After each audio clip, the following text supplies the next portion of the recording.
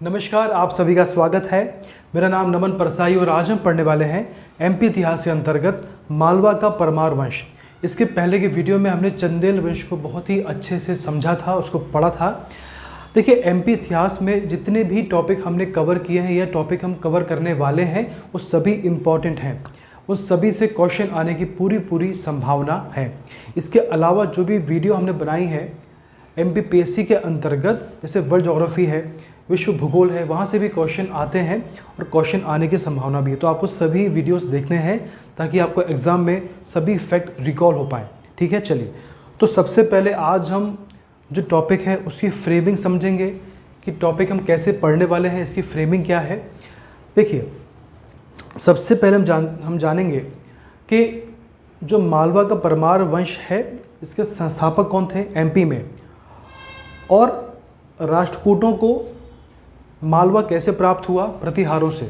ठीक है, उसके बाद इनकी राजधानी क्या थी, इनके वंश के प्रमुख शासक कौन कौन थे और उनके संबंध में क्या क्या फैक्ट हैं। ठीक है, और राजा भोज के संबंध में क्या क्या जानकारी इंपॉर्टेंट है, इन्होंने क्या क्या निर्माण कार्य करवाए हैं और इनके संबंध में क्या क्या जानकारी कहाँ से प्राप्त होती है।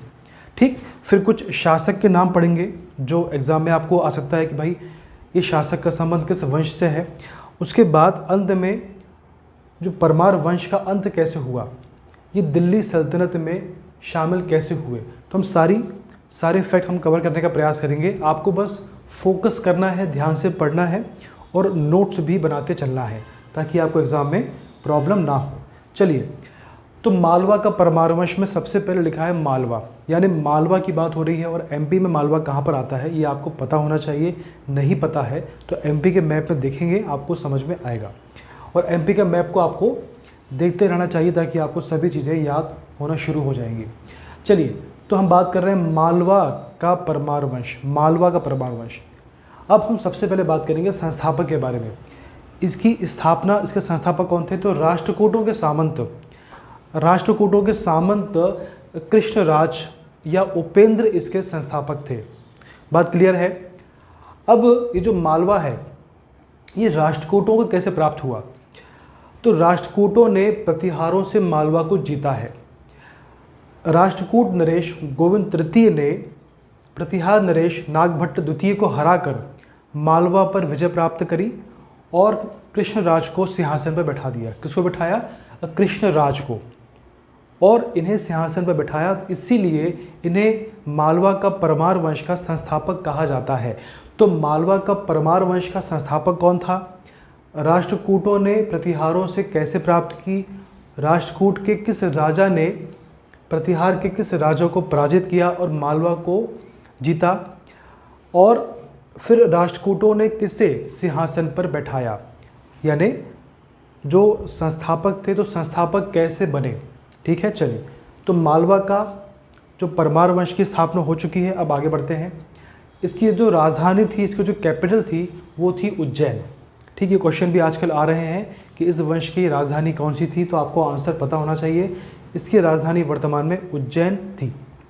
अब वंश के प्रमुख शासक की बात करें तो 4 शासकों के नाम आते हैं। 4 शासक प्रमुख थे, बाकी तो और भी थे।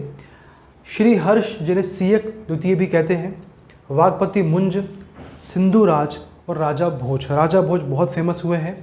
हम सबसे पहले पढ़ेंगे श्री हर्ष के बारे में। श्री हर्ष को परमार वंश का वास्तविक संस्थापक कहा जाता है क्योंकि 945 ईस्वी में इन्होंने राष्ट्रकूटों से परमार वंश को मुक्त कराया। इन्होंने उनकी अधीनता को एक्सेप्ट नहीं किया, इसीलिए इन्हें परमार वंश का वास्तविक संस्थापक कहा जाता है। ठीक है, संस्थापक अलग हैं और वास्तविक संस्थापक अलग है। चलिए आगे बढ़ते हैं। इसके बाद आते हैं वागपति मुंज। तो वागपति मुंज के समय मालवा में स्वर्ण युग आरंभ हो गया था। ऐसा कहा जाता है कि वागपति मुंज के समय को मालवा का स्वर्ण युग या गोल्डन पीरियड कहा जाता है। ये क्वेश्चन आपको एग्जाम में आ सकता है कि किसके समय काल को गोल्डन पीरियड कहा जाता है, तो आपको आंसर पता होना चाहिए। इसके बाद मांडू में मुंज सागर झील का निर्माण करवाया। कॉमन सेंस से मालूम पड़ रहा है कि इसका जो नाम है इससे लिंक भी हो रहा है। फिर आगे हैं कुशल प्रशासक, ये बात क्लियर है, तथा विद्या प्रेमी था। अच्छा, विद्या प्रेमी था, कैसे मालूम पड़ता है, तो उनकी राज्यसभा में कई कवि थे, तो उनमें से मुख्य थे पद्मगुप्त, धनंजय और धनिक। ठीक है। अब इनकी रचना की बात की जाए तो पद्मगुप्त की बहुत ही प्रसिद्ध रचना है नवसहसांक चरित। ठीक है। इसमें सिंधु राज के इतिहास की जानकारी प्राप्त होती है। राजा भोज के जो पिता थे तो उनके संबंध में जानकारी प्राप्त होती है नवसहसांक चरित से। ठीक है। आगे है धनंजय की जो रचना है वो है दशरूपक। ठीक। फिर है धनिक, इनकी रचना है यशो रूपावलोक। ठीक है। इस प्रकार से ये ज्ञात होता है कि ये विद्या प्रेमी रहे होंगे। आगे बढ़ते हैं। फिर इनके साम्राज्य की बात की जाए तो उत्तर से दक्षिण और पूर्व से पश्चिम हमने कवर किया है। तो उत्तर से दक्षिण की बात करें तो झालावाड़ राजस्थान में आता है, तो झालावाड़ की दक्षिणी सीमा से लेकर ताप्ती नदी तक इनका विस्तार था उत्तर से दक्षिण में। अगर पूर्व से पश्चिम की बात की जाए, ईस्ट से वेस्ट, तो विदिशा, एमपी वाला विदिशा से साबरमती जो गुजरात में आता है वहाँ तक इनका विस्तार था। ये बात क्लियर है। अब देखें जो वाकपति मुंज हैं तो इनका जो युद्ध भी हुए हैं, इनका जो बहुत फेमस युद्ध हुआ है वो है गुजरात के चालुक्य नरेश तैलप द्वितीय से इनके 7 बार युद्ध हुए हैं। कितनी बार? 7 बार। तो 6 बार इन्होंने तैलप को हराया था, लेकिन 7वीं बार लास्ट में तैलप ने इन्हें पराजित किया और इनकी मृत्यु हो जाती है। तो 7 बार युद्ध होते हैं, ये बात क्लियर है। तैलप द्वितीय चालुक्य वंश के ये रहे होंगे, गुजरात के चालुक्य। आगे बढ़ते हैं। फिर आते हैं सिंधु राज। तो सिंधु राज के बारे में यही फैक्ट है कि इन्होंने धार में शिवलिंग का निर्माण करवाया था। ये बात क्लियर है। इसके बाद आते हैं सिंधु राज के पुत्र राजा भोज, बहुत ही प्रसिद्ध शासक हुए थे। तो इनके बारे में एक नोट है, जैन साहित्य में ग्रंथ हुआ है चिंतामणि, जिसके रचनाकार हैं मेरुतुंग। ठीक है। चिंतामणि की बात हो रही है, इनके रचनाकार हैं मेरुतुंग और ये जैन साहित्य है। तो यहाँ से हमें वाकपति मुंज और राजा भोज के संबंध में जानकारी प्राप्त होती है।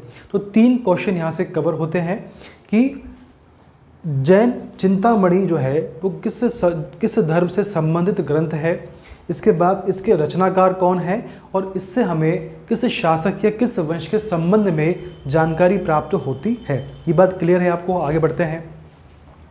अब राजा भोज की बात करेंगे। तो जो राजा भोज के संबंध में जानकारी जो है वो हम पढ़ेंगे। तो इनका जो जन्म है वो हुआ है उज्जैन में 980 ईस्वी के आसपास। ये अच्छा क्वेश्चन है, अगर आपको एग्जाम में आ सकता है। इसके बाद जो राजधानी थी वो धार। देखिए पहले राजधानी थी, सबसे पहले जो इसकी स्थापना हुई थी उस समय राजधानी थी उज्जैन, लेकिन राजा भोज ने राजधानी को शिफ्ट किया और उन्होंने बना दी धार को।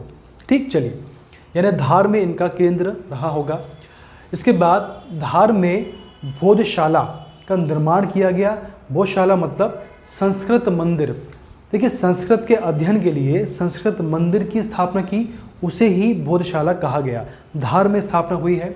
इसके बाद देखें जो संस्कृत मंदिर था यहाँ पर वाग देवी की प्रतिमा को स्थापित किया गया। क्या स्थापित किया गया? वाग देवी की प्रतिमा को स्थापित किया गया। और ये जो वाग देवी की प्रतिमा है वर्तमान में सरस्वती सम्मान के प्रतीक के रूप में इसे दिया जाता है। यानी जो वर्तमान में सरस्वती सम्मान दिया जाता है तो उसमें प्रतीक के रूप में वाग देवी की प्रतिमा को ही दिया जाता है। ये बात क्लियर है आपको। चलिए आगे बढ़ते हैं। इसके बाद भोजपुर शहर की स्थापना हुई, वहाँ पर भोज मंदिर का निर्माण कराया। क्लियर है बात। फिर आगे है भोजताल का निर्माण भोपाल में हुआ। इसके बाद अगला फैक्ट है विशाल साइक्लोपियन बांध का निर्माण कराया गया। इसका निर्माण कराया राजा भोज ने, लेकिन इसको नष्ट किया होशंग शाह ने। तो क्वेश्चन आता है कि किसने निर्माण करवाया और किसने इसे नष्ट किया। अच्छा क्वेश्चन है। इसके बाद रचनाएं, जो राजा भोज की जो रचनाएं हैं बहुत फेमस है, यहाँ से क्वेश्चन आता है। तो इनकी कुछ फेमस रचनाएं हैं। पहली है सिद्धांत संग्रह, फिर है चारु चर्चा, भोज प्रबंधनम इनकी आत्मकथा है। ये क्वेश्चन भी आपको आ सकता है। सरस्वती कंठाभरण, विद्या विनोद, सम्रांगण सूत्रधार, और इनकी जो उपाधि है जो इन्होंने धारण की थी वो थी कविराज। ठीक है, ये क्वेश्चन भी आता है। फिर आइन ए अकबरी के माध्यम से हमें जानकारी प्राप्त होती है कि भोज के राज्यसभा में लगभग 500 विद्वान थे।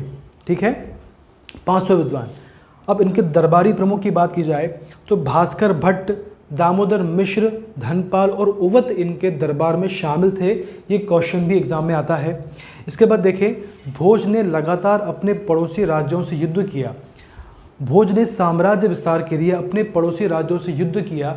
उसका परिणाम ये हुआ कि गुजरात के चालुक्य नरेश भीम प्रथम और कलचुरी नरेश कर्ण ने एक संघ का निर्माण किया और उसके माध्यम से भोज पर आक्रमण किया, और उसी युद्ध में, उसी आक्रमण में इनकी भोज की मृत्यु हो जाती है 1053 ईस्वी 1053 ईस्वी के आसपास। अब इसके बाद तो शासक होते हैं भोज के बाद, वो है जयसिंह, उदयादित्य, लक्ष्मण देव, यशोवर्मन, जयवर्मन, विंध्यवर्मन, सुभट्टवर्मन, अर्जुन वर्मन और देवपाल। देवपाल के समय इल्तुतमिश ने यानी मुस्लिम आक्रमण हुआ था। क्वेश्चन आता है कि राजा भोज के बाद के शासक के समय मुस्लिम आक्रमण हुआ था और किसने किया था? तो देवपाल के समय मुस्लिम आक्रमण हुआ था और किसने किया था? तो इल्तुतमिश ने आक्रमण किया था। इसके बाद शासक होते हैं जेतुगिदेव, इसके समय बलबन ने आक्रमण किया था। फिर शासक आते हैं जयवर्मन, जयसिंह, अर्जुन वर्मन, भोज द्वितीय, और अंतिम शासक होते हैं महलक देव। प्रथम शासक कौन थे? आप जानते हैं कि कृष्णराज या उपेंद्र। वास्तविक संस्थापक थे श्री हर्ष या सियक द्वितीय, और अंतिम शासक होते हैं महलक देव। तो अंतिम शासक कैसे होते हैं? तो इनके समय अलाउद्दीन खिलजी के सेनापति आइन उल मुल्क ने आक्रमण किया और इन्हें दिल्ली सल्तनत में शामिल किया। तो इस प्रकार से राष्ट्रकूटों ने मालवा को प्रतिहारों से प्राप्त किया। फिर की जो उपेंद्र ने या कृष्णराज ने इसकी स्थापना करी, संस्थापक हुए, और धीमे धीमे ये वंश आगे बढ़ा और अंत में ये दिल्ली सल्तनत में शामिल हो गया। तो इस प्रकार से हमने परमार वंश को पढ़ा है। मुझे पूरी उम्मीद है कि आपको समझ में आया होगा। इसी प्रकार से हम आगे भी वीडियो लाते रहेंगे। अगला वीडियो बहुत जल्दी आएगा। तब तक आप सभी स्वस्थ रहें और खुश रहें। धन्यवाद।